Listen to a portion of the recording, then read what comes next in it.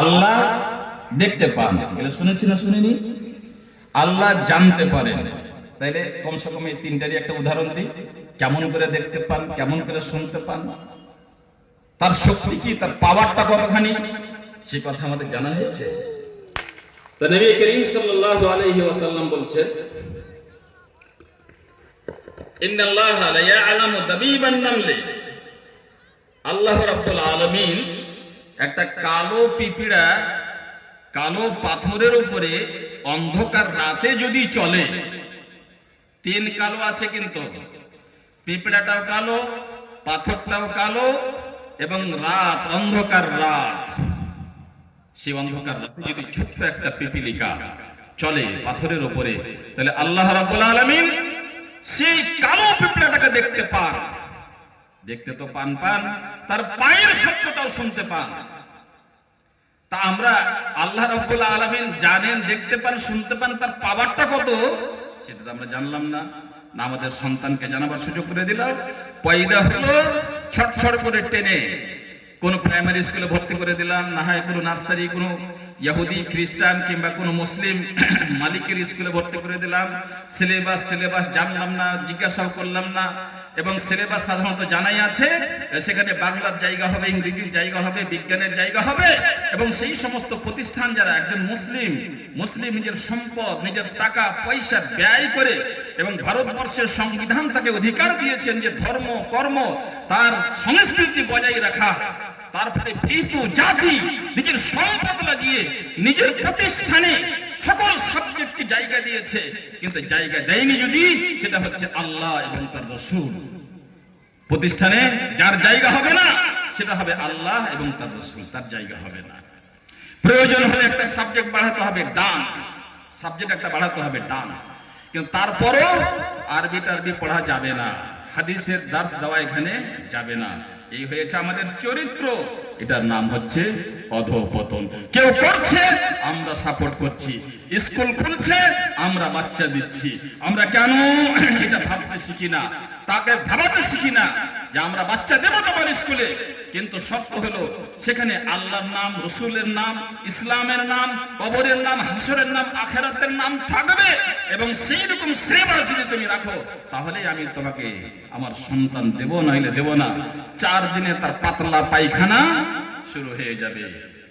কিন্তু আমরা সেটা প্রয়োজনই মনে করি না, অনুভূতি আমাদের নাই যে আমাদের সন্তানেরা কোন ধারায় চলে গেছে। ইলম বা জ্ঞান অর্জনের সুবাদে তারা হারিয়েছে নিজের কৃষ্টি কালচার। তারা টাকা পয়সা হতে গেলে আরো চুলকানি ধরেছে, টাকা পয়সা হতে গেলে যেমন তেমন স্কুলে হবে না, দামি কোনো প্রতিষ্ঠানে হতে হবে, হোক সেটা কোনো খ্রিস্টান মিশনারি, হোক সেটা কোনো ইহুদি মিশনারি, হোক কিংবা কোনো অমুসলিমদের কোনো মিশনারি হলেই হলো। এসি ফেসি বিল্ডিং এর চমক দমক ঠিকঠাক আছে কিনা, এবং ম্যাথ সায়েন্সের মাধ্যমিকের রেজাল্ট ভালো আছে কিনা, সেই রকম কোনো কিছুকে বিবেচনা করে আমাদের ছেলেরাকে মেয়েরাকে সেই জায়গায় জ্ঞান অর্জন করতে দিলাম। সেই জ্ঞান অর্জন করার জায়গাতে সে হারিয়েছে নিজের দ্বীন, হারিয়েছে নিজের ঈমান, হারিয়েছে নিজের কৃষ্টি কালচার। ধাপে ধাপে, দিনে দিনে, মিনিটে, মুহূর্তে সে অনইসলামিক এক কৃষ্টি কালচারের মাধ্যমে লালিত পালিত হয়েছে। বরং ইসলাম বিরোধী কৃষ্টি কালচারের মাধ্যমে সে মাধ্যমিক দিয়েছে, উচ্চ মাধ্যমিক দিয়েছে, গ্রাজুয়েশন করছে, এবং ইউনিভার্সিটির কথা তো আপনারা জানেনই। কে তৈরি করলো? আপনি বাবা। আপনি আপনার সন্তানকে যে রুট দিয়েছেন জ্ঞান অর্জনের নাম দিয়ে, সেটা তাকে জবাই করার মতন, তাকে ধ্বংস করার মতন, তাকে বেবির করে দেওয়ার মতন ইচ্ছাকৃত প্ল্যান আর প্রোগ্রামের চাইতে আর কি হতে পারে? কে এর জন্য দায়ী? আপনার এই সন্তানরা বরবাদ হওয়ার পিছনে কে দায়ী? আমরা কিছু ভাবছি না। তাহলে যা হোক, আমি বোধহয় আর কিছু ব্যাখ্যা করতে পারছি না, কারণ সময় হয়ে গেছে। আর আমার চাইতে অনেক গুণে যোগ্যতা সম্পন্ন উলামায়ে কেরাম এখানে আছেন, তবে আমি শিরোনামটি বলে আপনার কাছে বিদায় নেব। তাহলে আল্লাহর জ্ঞান হতে হবে, মারিফাতুল্লাহ ওয়া মারিফাতু দীনিহি, আমাদের দ্বীন সম্বন্ধে জানতে হবে। বিশেষ করে দৈনন্দিন ভাবে আমরা যেই সমস্ত সমস্যার সম্মুখীন হচ্ছি, হালাল থেকে, হারাম থেকে, সুদের ব্যাপার, তারপরে বিভিন্ন বিষয় যেগুলো আমাদের প্রতিদিন বা প্রতি সপ্তাহে বা জীবনে অহরহ যে সমস্ত জিনিসের আমরা সম্মুখীন হচ্ছি, আপনি জানবেন না ইসলামের সেখানে মত কি, আপনি জানবেন না ইসলামের সেখানে ফতোয়া কি, আপনি জানবেন না সেখানে ইসলামের বিধান কি। ইসলাম ছাড়া আপনার বাপের দ্বারা জীবন নাকি যে আপনি আপনার মতন করে চালাবেন। কে তৈরি করেছে আপনাকে? কে আপনাকে বায়ু, বাতাস, অক্সিজেন, হাইড্রোজেন কে সব দিয়েছে আপনাকে? আপনি তার ইচ্ছায় জীবন যাপন করবেন না। আপনি মুসলমান হওয়ার দাবি কেন করছেন? অন্য কিছু হওয়ার দাবি কেন করছেন না? মুসলমান কোন গাছে ধরে না, মুসলমান কোন মাঠে ভরে না। মুসলমান তারাই যারা ইসলামকে জেনেছে, বুঝেছে, তার দ্বীন সম্বন্ধে তার কাছে জ্ঞান আছে। ওয়া মারিফাতু রাসূলিহি, তার দ্বীন, রাসূল সম্বন্ধে আপনাকে জানতে হবে। রাসূল জানলেন না, কেন এসেছিলেন, রাসূলের মানে কি, রাসূল কি দিয়ে গেছেন, কি জীবন মানে মার দিয়ে গেছেন, আমাদের কোন পথে চলতে বলে গেছেন। রাসূল যেতে যেতে বিদায় হতে হতে কি বলে যায়নি, তারাকতু ফীকুম আমরাইন লান তাযিল্লু মা ইন তামাসসাকতুম বিহিমা কিতাবুল্লাহি ওয়া সুন্নতি। আল্লাহ রাসূল কি বলে যায়নি, আমি তোমাদের মাঝে দুটো জিনিস ছেড়ে গেলাম, একটা হচ্ছে কিতাবুল্লাহ, একটা হচ্ছে সুন্নতে রাসূলুল্লাহ। যতক্ষণ তুমি তাকে ধরে রাখবে ততক্ষণ পর্যন্ত কোন এনআরসি, কোন এসআইআর, কোন শত্রুরা তোমাদের বিরুদ্ধে হাজার শত্রুতা করে তারা সফল হতে পারবে না। তোমাদের লাঞ্ছনা, তোমাদের বঞ্চনা, তোমাদের অপমান করার কোন শক্তি সফল হবে না যদি তুমি দুটো জিনিসকে ধারণ না করে থাকো। আর দুইটা জিনিসকে আমরা প্রায় সম্পূর্ণভাবে বর্জন করে দিয়ে আজ অমিত শাহর উপরে দোষারোপ করছি, আর দুঃখ করছি নরেন্দ্র মোদীর উপরে, দুঃখ করছি। আপনার ভুলটার কি হবে, আমাদের ভুলটার কি হবে? এক নরেন্দ্র মোদী মরবে, আর এক নরেন্দ্র মোদী জন্ম নেবে। এক অমিত শাহ মরবে, আর এক অমিত শাহ জন্ম নেবে। এটা কোনো ফ্যাক্টরি নয় আমাদের কাছে। আমাদের কাছে ফ্যাক্টর হচ্ছে যে আপনি আপনার জীবনটা নিয়ে একবার অনুশোচনা করবেন কি করবেন না।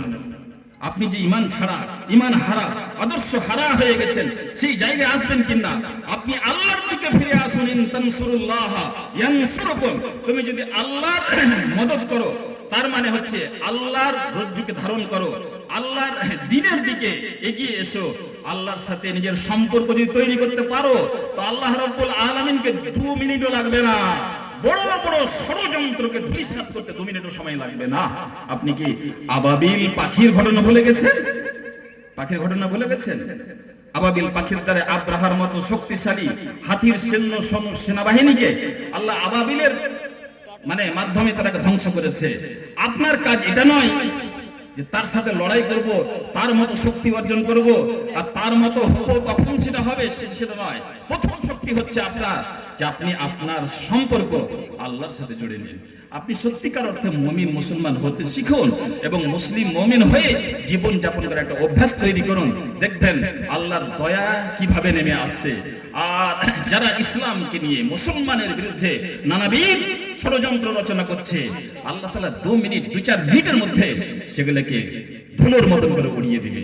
যাই হোক, আমাদের জ্ঞান অর্জনের জায়গা হচ্ছে আল্লাহ এবং তার রাসূল, তার দ্বীন সম্বন্ধে জানতে হবে এবং সেই সাথে সাথে দুনিয়ার যত উপকারী বিদ্যা বুদ্ধি আছে সেগুলো আপনাকে অর্জন করতে হবে।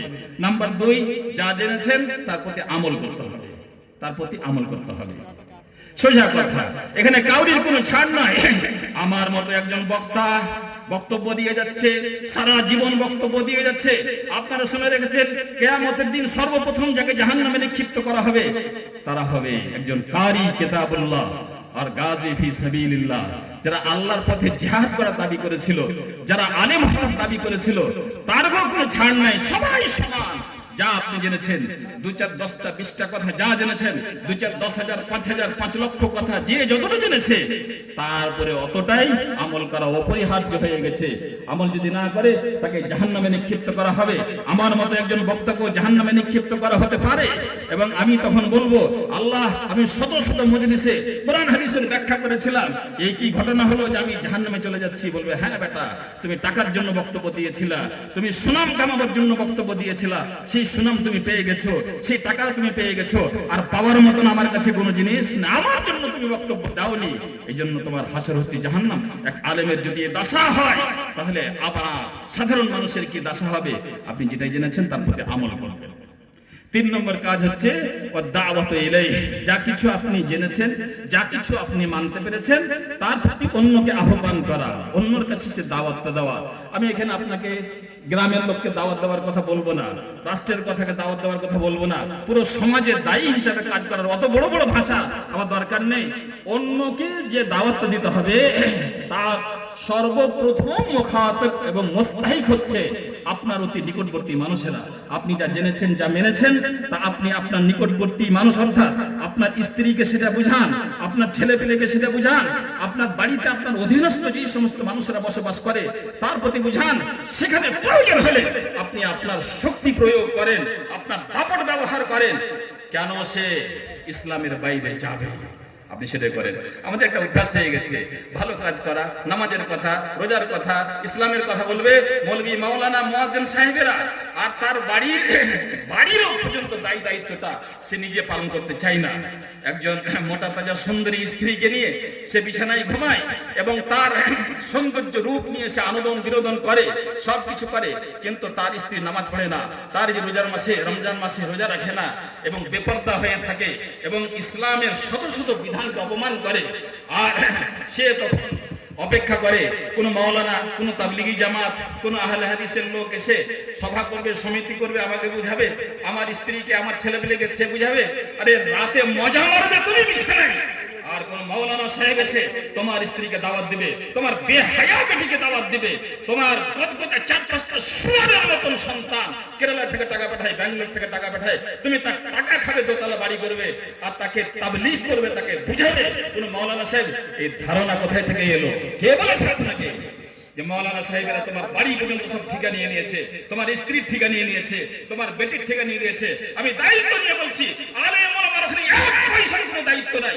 আপনি বিয়ে করেছেন, আপনি সন্তান জন্মেছেন, আপনার দায়িত্ব হলো আপনি যা কিছু জানতে পেরেছেন আপনি তাকে জানাবার ব্যবস্থা করেন। আর দাওয়াত ইলাইহি, প্রথমে আপনি দাওয়াত দেন আপনার পরিবারের সন্তানকে। কোরআন হাদিসে অনেক আয়াত আছে, ইয়া আইয়ুহাল্লাযীনা আমানু কু আনফুসাকুম ওয়া আহলিকুম নারা, তুমি নিজে জাহান্নামের আগুন থেকে বাঁচাও, তোমার সন্তান সন্ততিকে তুমি জাহান্নামের আগুন থেকে বাঁচাও। কোন মৌলভী সাহেব নয়, কোন আলেম নয়, তোমাকে তোমার সন্তানকে জাহান্নামের আগুন থেকে বাঁচাতে হবে। হ্যাঁ, তবে আলেম ওলামারা এই ব্যাপারে আপনার সাহায্য করবেন। আপনার যদি সৎ নিয়ত থাকে, আপনি যদি সঠিক পরিকল্পনা মাফিক চলেন, আলেম ওলামারও বড় কর্তব্য আছে। আপনার ঠিকানা নাই, আলেম ওলামা ঠিকা নেবেন। আলেম ওলামাকে তোমার বাবার চাকর নাকি তোমার সবকিছু ঠিকা নিয়ে ঘুরে বেড়াবে? তুমি আলেম ওলামাকে 10টা পয়সা দাও নাকি যে তোমার ঠিকা নিয়ে বসে থাকবে? আলেম ওলামা কোন জায়গায় খাটলে তার পারিশ্রমিক পান, তার বেতন পান, তোমার বাড়ির ঠিকা তো লাইনি। সুতরাং তোমার বাড়ির লোকেরা যদি জাহান্নামে যায়, তার জন্য একমাত্র তার দায়িত্ব তোমার ঘাড়ে বর্তাবে। এবং মনে রাখেন, আপনার আমার অবহেলার কারণে আমাদের সন্তানেরা যদি জাহান্নামে চলে যায়, আপনি 14 বার হজ করেন, 14 বার উমরা করেন, আপনার জাহান্নামে যাওয়ার কোনো রাস্তা নেই, জান্নাতে যাওয়ার সঠিক কোনো রাস্তা নেই। বন্ধুগণ, আমাদেরকে সচেতন হতে হবে, সতর্ক এবং সাবধান হতে হবে। তো দাওয়াতের কাজ করলে, দাওয়াত মানে আপনি আজ থেকে সহজ সরল ভাবে মনে রাখেন যে আপনার দাওয়াত মানে হচ্ছে আপনি অন্ততপক্ষে আপনার পরিবার, আপনার গার্জেনশিপের মধ্যে যারা পড়ে তারাকে আপনি সামলান। বাকি বড় বড় বিষয়গুলো বড় বড় মানুষেরা ভাববে। আপনি যখন এই ধরনের একটা সুন্দর জীবন গড়তে যাবেন, তখন কিন্তু সহজে সেটা সম্ভব হবে না। অনেক বাধা বিপত্তি, অনেক রকমের কোন ঠাসাঠাসির ব্যাপার হবে। তখন কি করতে হবে? ওয়াসসাবরু আলাল আযা ফীহি, আপনাকে ধৈর্য ধারণ করতে হবে। পাড়া প্রতিবেশী আপনাকে টিটকারি মারতে পারে, সমাজের লোক আপনাকে টিটকারি মারতে পারে। সমাজের লোক যেহেতু বদ জিনিসের অভ্যস্ত হয়ে গেছে, খারাপ পথে চলে চলে খারাপদের সংখ্যা বেশি হয়ে গেছে, সুতরাং একজন ইমানদার মানুষের জীবনটা একটু কোণঠাসা হতেই পারে। তার প্রত্যেকটা পায়ে পায়ে নিত্য নতুন সমস্যা তৈরি হতে পারে, এবং এটাই হচ্ছে মানব জীবনের ইতিহাস। যখনই আপনি কাউকে ভালো কথা বলতে যাবেন, তখনই আপনার প্রতি বিষ ভিসানি একটা শুরু হবে। নবীরাকে মার খেতে হয়েছে, সাহাবায়ে কেরামেরকে জীবন দিতে হয়েছে। ভালো মানুষের, ভালো পথে চলা মানুষদের পথটা কিন্তু খুব সুঠাম, সুন্দর নয় এবং খুব সুখের নয়, সেটা কষ্টকর পথই বটে। সেজন্য সেখানে ধৈর্য ধারণ করতে হবে। হুট করে একটু মুসিবত এলো, আপনি ইসলাম থেকে সরে গেলেন। হুট করে কেউ কিছু বললো, আপনি সরে গেলেন। হুট করে কোন স্বার্থে ব্যাঘাত লাগলো, আপনি সেখান থেকে সরে গেলেন। কেন? আপনাকে প্রয়োজন হতে গেলে ধন সম্পদ সন্তান সন্ততি সবকিছু কুরবান করতে হবে, আপনাকে সবকিছু ত্যাগ করে বাঁচাতে হবে ঈমান। আল্লাহ তাআলার কাছে দোয়া করি আল্লাহ যেন আমাদের সঠিক ইসলামের স্রোত যেটা ধারণা যেটা মানে ধারা যেটা সেই জায়গায় ফিরে আসার জন্য আল্লাহ তৌফিক দান করেন। আমাদের জানতে অজান্তে আমাদের দ্বারা যে সমস্ত ভুল ভ্রান্তি হয়েছে আল্লাহ তুমি ক্ষমা করো। আল্লাহ তুমি আমাদের জাহান্নাম থেকে মুক্তি দাও এবং আমাদের সন্তান সন্ততিকে আমাদের অবহেলার কারণে জাহান্নামে চলে যাবে আল্লাহ তুমি আমাকে ক্ষমা করো এবং আমার পরিবারকে জাহান্নামের আগুন থেকে বাঁচাও। আকুলু কওলি হাযা ওয়া আস্তাগফিরুল্লাহ লি ওয়া লাকুম ওয়া লিসাইরিল মুসলিমিন ফাস্তাগফিরুহু ইন্নাহু হুয়াল গফুরুর রহিম। আসসালামু আলাইকুম ওয়া রাহমাতুল্লাহি ওয়া বারাকাতুহু।